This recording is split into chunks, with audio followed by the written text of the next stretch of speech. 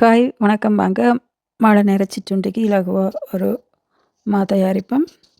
அதுக்கு முதல்ல நாங்க உளுந்து எடுத்து வறுத்துக்கொள்வோம். உளுந்த முதலே கழுவி காய வச்சுட்டு எடுத்து வறுத்துக்கொள்வோம். அப்பதான் அந்த உளுந்து பச்சை மணம் மணக்காது.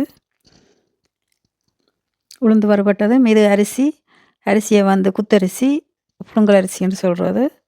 அதை வந்து நாங்கள் நல்லா கழுவி போட்டு அதை தண்ணியெல்லாம் வடிச்சிட்டு அந்த ஈரப்பதத்தில் சடையாக ஊற விடணும். அதை வறுக்க நல்லா பொரிஞ்சு வரும் இந்த அரிசி.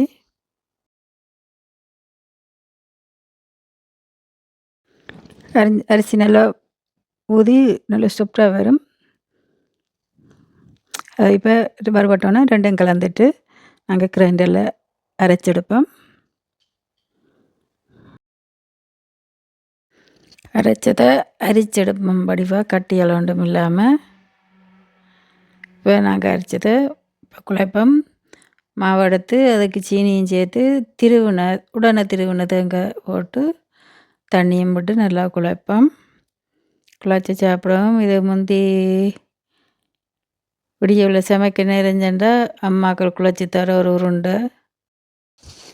அநேகமாக எல்லா வீட்டிலையும் அரிசி உளுந்து வறுத்து திரித்து வச்சிருப்பினோம். மாலை நேர சிற்றுண்டியாக அநேகமாக செய்து சாப்பிட்றது. நீங்களும் செய்து பாருங்க. நன்றி, வணக்கம், பாய் பாய்.